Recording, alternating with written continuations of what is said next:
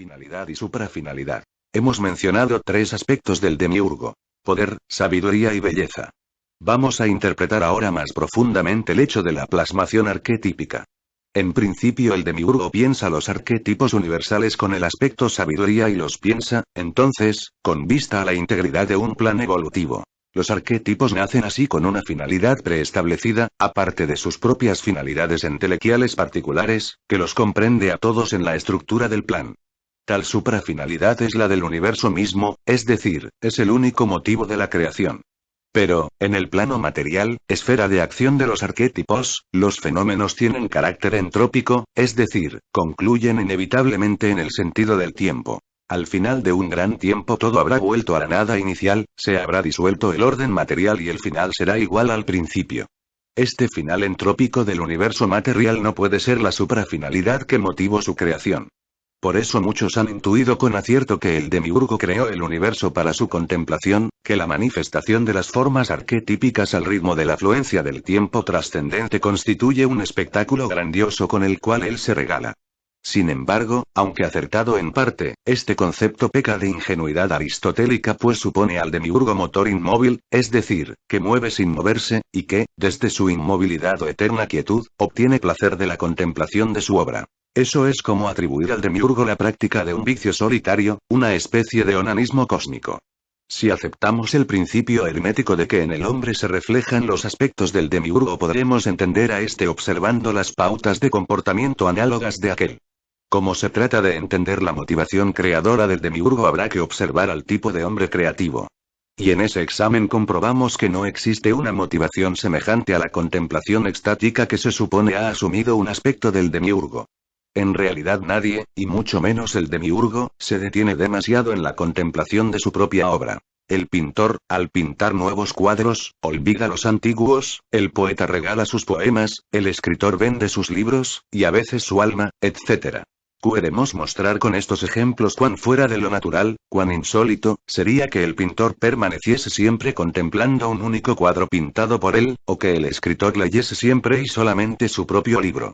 En verdad, si resulta inconcebible semejante actitud en un hombre creativo, piénsese cuánto más ha de serlo proyectada a un creador cósmico como el demiurgo. Lo que ocurre es que nadie, ni aun el demiurgo, soporta mucho tiempo la contemplación de su propia obra. Toda creación proporciona solo placer inicial y no es objeción suponer que una creación continua ha de proporcionar placer perpetuo. El inventor, aun cuando sabe que continúa perfeccionándose, pronto se desentiende de su invento y ocupa la atención en otras cosas que le brindan nuevas satisfacciones. El conocimiento anticipado de la finalidad es lo que, a la larga, quita atractivo a un proyecto extremadamente prolongado. El placer no aumenta sino que, por el contrario, disminuye a medida que el proyecto se concreta. El máximo placer se obtiene en el momento de la concepción del proyecto. Los distintos pasos de la obra y su concreción solo confirman aquel placer inicial pero no pueden aumentarlo.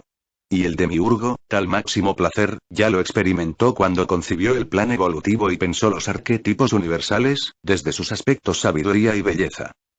Cuando, posteriormente, el demiurgo emana las mónadas que dan realidad a los arquetipos e impulsa a éstas a desplegarse en la materia, con el aliento que procede del aspecto poder-voluntad, la suprafinalidad que motiva tal acción ha de ser otra que la experimentación de placer extático o contemplativo.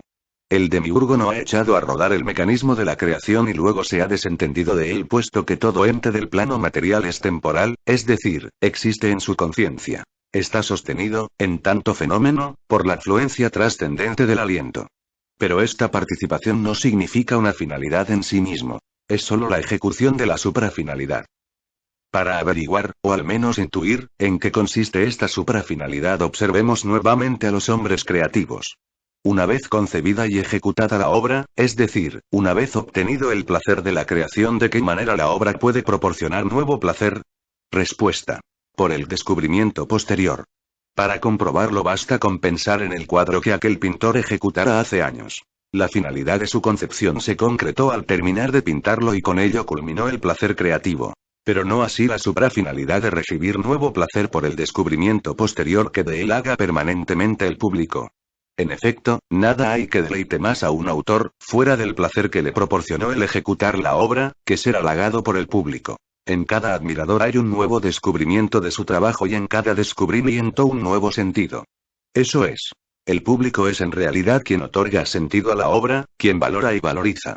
El descubrimiento, bajo una particular óptica, significa un especial sentido, una interpretación diferente que, por eso, no admite indiferencia. Se podrá admirar o despreciar, amar o odiar, pero jamás permanecer indiferente una vez que se ha descubierto la obra. Y este descubrimiento implica tarde o temprano el descubrimiento del autor. La transferencia de la impresión causada por la obra al autor. Podemos entender ahora la suprafinalidad de la creación. La obra del demiurgo requiere de un descubrimiento posterior. Y esa es la finalidad del animal hombre o pasú. Ser descubridor de entes, postor de sentido. ¿Pero qué es lo que está cubierto en los entes, aquello que el pasú debe descubrir para cumplir su destino? Respuesta. Los nombres. Las palabras que menciona la cábala acústica o los vijas de la tradición hinduaria.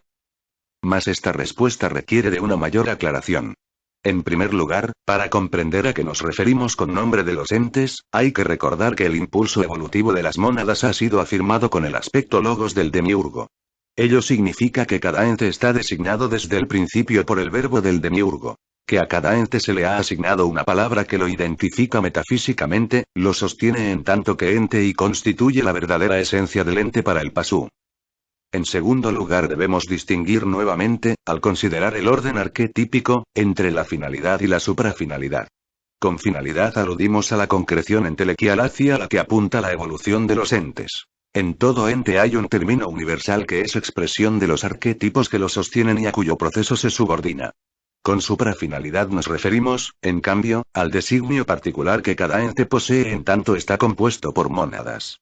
No es que en el ente estén las mónadas, sino que el orden arquetípico del que participa toda la materia se estructura en base a la actualización de las mónadas. A cada mónada corresponde en el plano material un quantum arquetípico de energía o átomo arquetípico del cual el átomo de Bohr es solo un esquema superficial. En realidad los mismos arquetipos universales están compuestos por mónadas, que por eso se llaman también arquetípicas, pues ellas provienen de la primera emanación del demiurgo en tanto que los arquetipos son ideas pensadas sobre las mónadas, en la segunda emanación. Los arquetipos universales son así formas que van de lo simple a lo complejo compuestas a partir de agrupaciones de la unidad formativa absoluta que es la mónada arquetípica. No es cierto, pues, que los arquetipos universales sean todos perfectas y simples ideas, sino que, por el contrario, han sido conformados estructuralmente por imitación sucesiva y ordenada de la mónada arquetípica. Puede decirse que todo el universo ha sido construido a partir de una primera mónada imitada incansablemente por el demiurgo. Por eso la característica esencial del demiurgo es la imitación. Resumiendo, tenemos las mónadas arquetípicas y, conformados por ellas, los arquetipos universales. Estos seres, desde luego, pertenecen al plano arquetípico, el cual constituye el único objeto de conocimiento, la única verdadera fuente, de toda metafísica. Este plano arquetípico o cielo metafísico actúa sobre la materia inferior imprimiéndole un orden dinámico al ritmo de la fluencia del aliento, o tiempo. El plano material es la expresión de tal orden arquetípico. En el plano material las mónadas arquetípicas se manifiestan como átomos arquetípicos o quantum arquetípicos de energía, es decir, como la esencia existente de toda substancia, materia o energía. Los arquetipos universales, por su parte, se manifiestan en el plano material como el soporte formal en los entes, quienes son la expresión concreta de un momento del proceso evolutivo en que aquellos se desarrollan. Hay así una doble determinación arquetípica de los entes. La universal de los arquetipos y la particular de las mónadas. La proyección de los grandes planes arquetípicos o arquetipos Manu sobre la materia original, informe, produce el ente universal y los entes particulares fundamentalmente estructurados con átomos arquetípicos. El ente evoluciona, entonces, siguiendo dos procesos formativos. 1. El universal, que apunta hacia la entelequia de los arquetipos.